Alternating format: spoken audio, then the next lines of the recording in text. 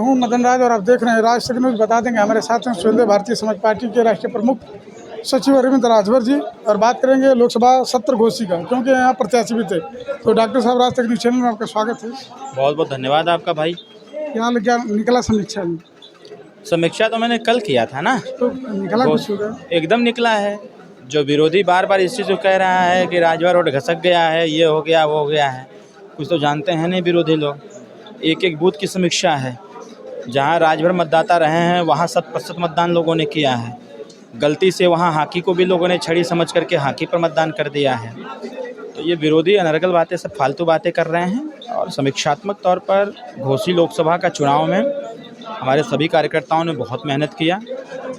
कहीं न कहीं इफ़ेक्टिव रहा। जो एक अयोध्या से बयानबाजी हो गई थी भारतीय जनता पार्टी के प्रत्याशी की तरफ से, कहीं न कहीं उसका साइड इफ़ेक्ट रहा कि आम जनमानस जो भारतीय जनता पार्टी मोदी जी को वोट करना चाहती थी, वो अपने संविधान की रक्षा सुरक्षा को ध्यान में रखते हुए और समाजवादी पार्टी और उनके इंडी गठबंधन के दुष्प्रचार से, भ्रामक प्रचार, झूठ का प्रचार, जैसे अभी कांग्रेस के अब ऑफिसों में लाइन लगना चालू हो गया है कि 1 लाख रुपया कहाँ मिलेंगे, 8,500 रुपये महीने। कहीं न कहीं इन सारी चीज़ों का प्रचार प्रसार लोगों ने खूब पुरजोर तरीके से किया और जनता भ्रम में आ गई। भ्रम में आकर के उसने मतदान उनको कर दिया और मतदान किया, उनके लोग जीते। तो हमारी समीक्षा हमारे लिए बहुत अच्छा है।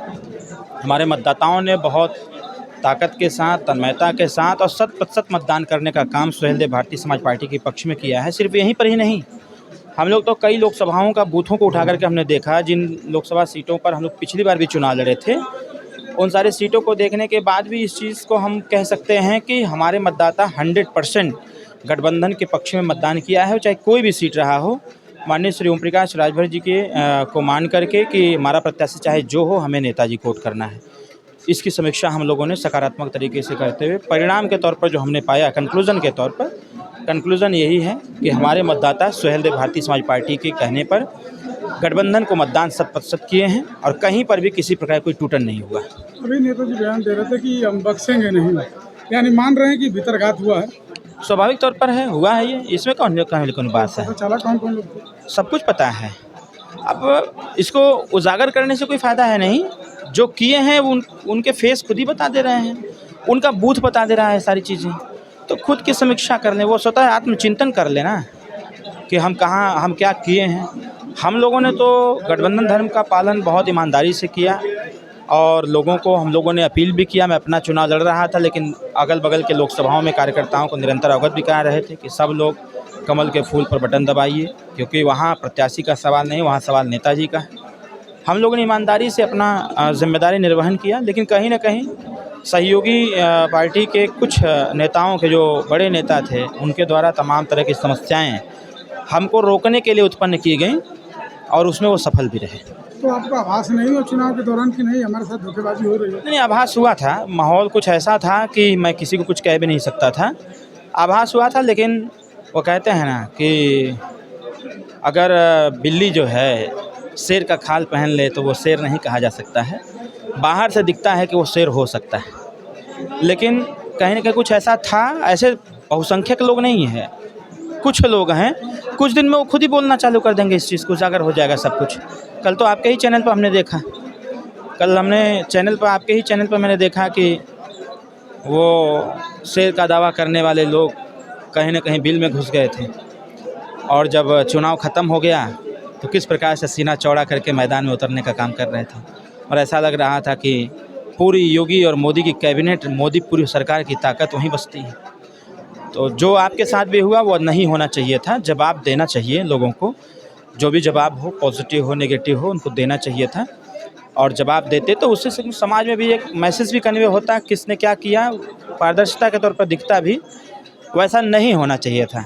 लेकिन हर चीज़ की समीक्षा जब हो रही है तो उसकी भी समीक्षा सरकार करेगी और सूचना ये भी है कि सरकार इसकी समीक्षा करने भी जा रही है और समीक्षा के साथ साथ ऐसे लोगों पर संगठन के लोग कार्रवाई भी करेंगे।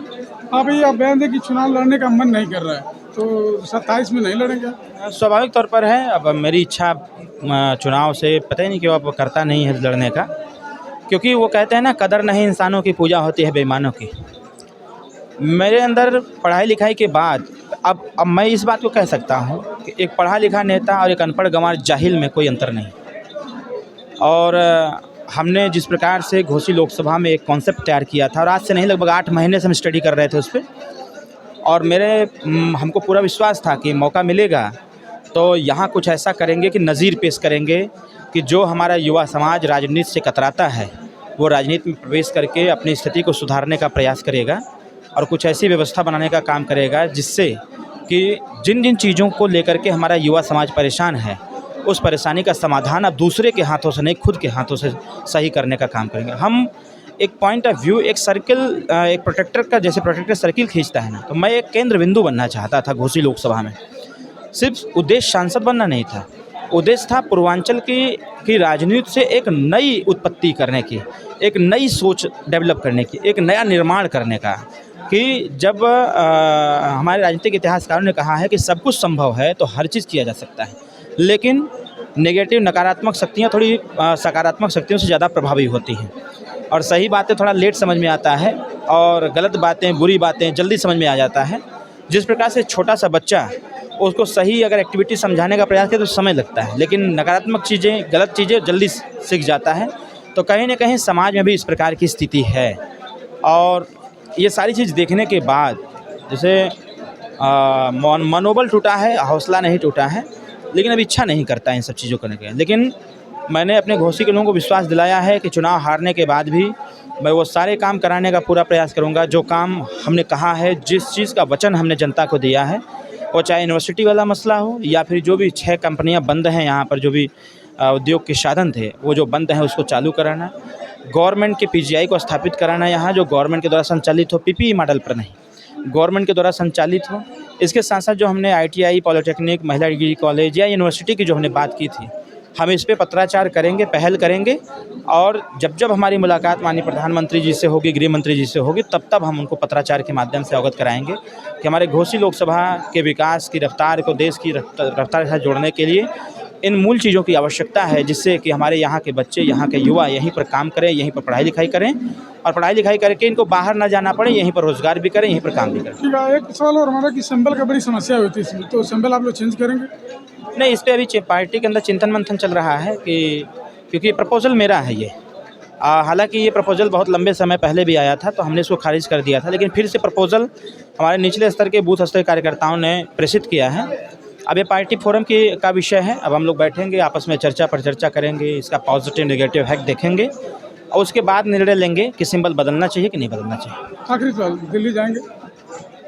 दिल्ली तो हम 3 बार हो चुके हैं, नहीं। प्रधानमंत्री जी से मिले, फिर उसके बाद जिस लोकसभा में अभी यहाँ का सांसद नहीं पहुँच पाए हैं उसके पहले मैं घूम के चला आया, सब देख के मैं चला आया। मंत्रिमंडल का विस्तार हो गया तो बोलना कि गठबंधन के तहत सीट मिल जा सकते हैं आप? देखिए, कौन नहीं जाना चाहेगा, अगर माननीय प्रधानमंत्री जी और गृह मंत्री जी उसके लायक समझेंगे तो अवसर देंगे तो जाएगा, नहीं अवसर मिलेगा तो प्रयास किया जाएगा, जनता के बीच में रह करके जनता के कामों को किया जाएगा। मैं तो पहले भी कहता था ना कि मेरे दरबार में किसी भी काम को हम पेंडिंग में नहीं छोड़ते। अभी भी आपने देखा, मैं गेट पर गया, एक चौहान, जिस चौहान पर ऑब्जेक्शन लोग कर रहे हैं वो चौहान का लड़का था, व्यक्ति आए थे, उनकी बेटी को ससुराल वालों ने मारपीट करके खदेड़ दिया है।